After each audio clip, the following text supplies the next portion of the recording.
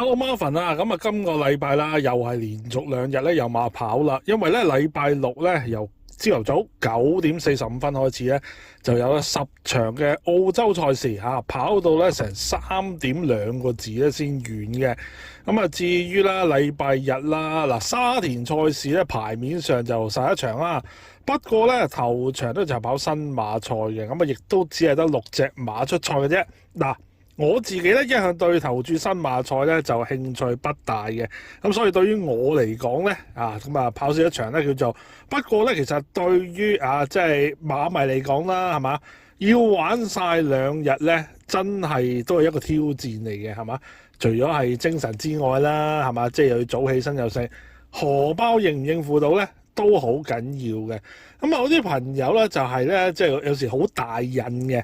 場場咧都審啲落去啦，多多少少都好啦。嗱，你話有錢嘅，咁當然冇所謂啦，話知你點買啦，係嘛？如果你話個本唔係話太過多嘅咧，咁我建議大家不如咧就揾翻一啲即係自己較為有心水嘅賽事啦，去買，就唔好話咧漁翁撒網方式，因為咧即係要贏錢嘅話咧，始終咧集中少少咧就會比較好啲嘅。喺投注嘅角度嚟講咁當然啦即係我都明白唔係咁容易嘅，因為咧大家買得馬多都知啦，或者比較好賭嘅朋友嚟講啦，係嘛？一定好容易就話呢場又好似好有心水喎，嗰場又好似好有機會咁首先真係要敵得過呢個心魔咯，係嘛？你能夠敵得過呢個心魔咧，你能夠贏錢嘅機會咧就會大大提高噶啦。好啦，咁唔同大家講咁多廢話啦，咁今次咧都會同大家分享咧我一場嘅心水嘅嗱，我認為啦，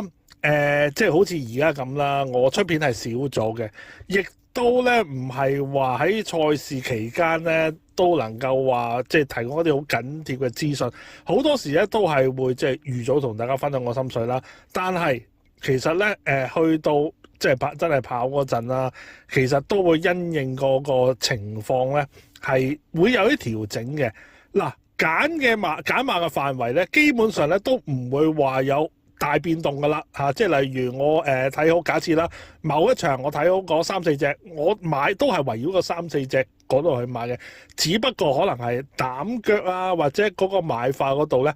有即係可能會調一調咁樣嘅啫。咁所以咧，其實咧大家買馬嘅時候咧都要記住一樣嘢，就係咧有時一個買法可以機動啲。例如你一開始係諗住可能買1拖2嘅，咦你發覺臨場可能有啲嘢未必話咁容易開到你心目中嗰個組合喎，咁咪試下，例如係變做鐵角又或者咧喺嗰個你揀嘅馬範圍嗰度有啲膽或者腳，大家互換下咯。可能因為就翻個跑法關係，最緊要咧就係咧即係嗰個諗法咧唔好死咕咕，機動啲咁其實咧對於咧你贏錢嘅機會咧亦都大大提高嘅。同埋最重要一樣嘢就係咧唔好揾一啲咧真係要用嘅錢去買，即係所謂要用嘅錢就係咩咧？例如你要交租例如你要睇病要食飯嗰啲錢，係嘛？一句即係老話就冇講錯嘅，越窮越見鬼嘅你咧有一啲鬆動錢去買咧，咁樣咧就反而贏錢，因為你個心咧一定係可以放啲唔會話咧即係啲錢係本身有用，你走去攞去搏咧，好多時咧就會掹掹緊即係個諗法咁樣咧就最容易輸嘅。好啦，咁大家啦咁都知道噶啦都不厭其煩講啦，係嘛？而家我嘅新片咧都會喺呢個頻道 Marvin 大戶專線嗰度咧係推出嘅。咁記住啦，訂閱個頻道啦，同埋撳埋個鐘仔啦，亦都希望大家支持我 Marvin 繼續出片嘅話咧，好簡單嘅啫我嘅片俾個 like 啦，留言同埋分享埋俾你嘅朋友咧，咁就係對於我 Marvin 嚟講咧最大嘅支持啦。好啦，今日同大家啦分享尾場星期日尾場我心水啦，就係呢個第11場3班嘅14米。嗱，呢場馬啦就咁睇一睇啦，14匹馬咧好似係有個斷層咁嘅，咁因為有一堆馬啦，即係好似都冇乜機會咁樣嘅，但係咧都有咧接近咧一半嘅馬咧，其實我覺得咧都有權咧喺呢場咧係可以爭勝嘅。咁所以咧呢一場咧有啲叫做壁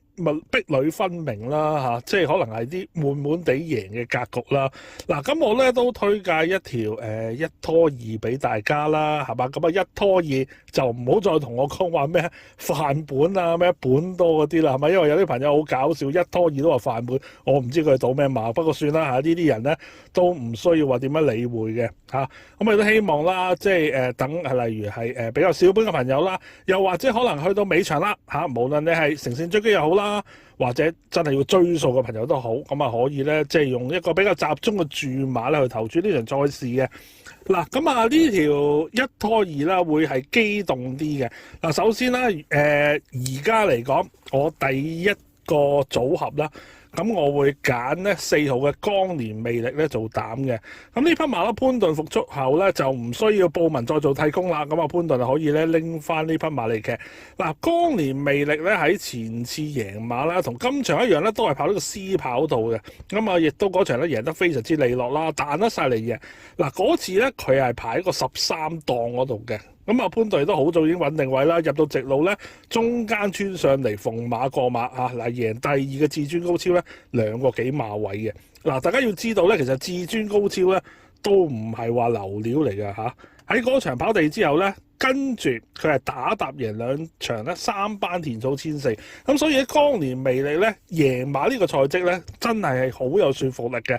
咁啊，最近嗰次啦，咁啊布文跑啦，咁啊除咗出閘嗰度咧慢咗之外咧，我略嫌啦，布文嗰場就騎得急咗少少，因為咧其實咧嗰日都幾離追，如果即係佢可以鬥深啲，再留一留咧，先至爆一段咧，可能會更加好都未定。咁不過咧嗰場光年魅力咧，亦都係加咗10分嚟跑嘅，咁啊叫做係情有可原嘅。咁如果計分嚟講咧，我覺得佢係未盡嘅，仲有分喺手。咁同埋咧呢匹馬個跑法咧排喺外檔咧係會比較合適啲嘅。咁所以咧今次就算要排個11檔咧，我都對呢匹馬咧有信心嘅。咁至於腳方面啦，咁啊，因為今次咧我淨係揀2匹嘅關係啦，咁我會建議咧，兩隻腳都係即係唔同嘅跑法啦，一隻最好喺前面啦，另一隻咧就守喺馬群中間位啦，咁啊前中後都有馬啦，咁啊擺前面嘅，咁我今場會試下揀13號嘅美麗邂逅啦，咁呢匹馬7歲馬啦，咁啊以分嚟講咧就跌穿晒㗎啦。咁啊，上季贏馬嗰陣咧，仲講緊係64分，而家咧都已經係62分嘅啫。嗱，純以個分嚟講咧，馬就一定有回旋餘地㗎啦。好似上次咧3月23號啦，嗰場咧佢跑第3，咁啊都係臨尾咧俾安踏同埋穿甲戰鷹趕過，咁啊輸半個馬位嘅啫。咁啊上次美麗邂逅咧就排一個叫比較外嘅7檔啦。咁啊今場無論係個副榜啦，即係大家再拉開少少啦，檔位都同咧前2匹咧都叫做係互換咗咁啦嚇，咁啊輪翻到咧美麗邂逅咧就排喺個內檔，排喺個2檔度。咁我認為咧，對於即係頭先嗰兩隻嚟講啦，可以咧再拉近翻個戰情嘅，因為咧如果禮拜日咧係比較利放嘅話咧，其實美麗邂逅咧都幾着數嘅，甚至咧可以咧同頭先提過嘅4號光年魅力啦。膽腳咧位置互換咧都 OK 嘅，因為光年魅力咧就係要靠追嘅嚇，咁啊用佢嚟做膽咧，我覺得如果臨場係話嗰個戰情係比較利放而唔係話利追嘅話咧，兩隻咧互換個位置咧都可以嘅。咁另外一匹啦，我就想試下啦，就唔算話太上風嘅馬。咁呢匹馬咧就一定係腳嚟㗎啦，無論點都好，就係12號極速贏。咁啊今次用咗艾少禮跑，咁啊極速贏啦。雖然今個贏馬嗰場咧就1200米嚟嘅，不過咧其實呢匹馬咧主力咧都係跑1400。咁啊質素嚟講咧，我覺得呢匹極速贏咧其實就唔差嘅嚇。咁好似今季咁啦，其實個分咧都一路慢慢咁樣上緊去。咁啊之前咧喺跑400嗰陣啦，我唔知係咪因為咩重磅嘅關係啦，下下咧都好似追唔切咁樣，有時都會俾人彈開咗嘅。但係咧極速贏呢匹馬咧，我覺得咧佢又真係幾忠心，同埋咧係唔係咧都會走一段上嚟。嗱，好似啱啱最近啦，3月23號嗰場啦，咁佢上咗3班啊，跑呢個田草1200米，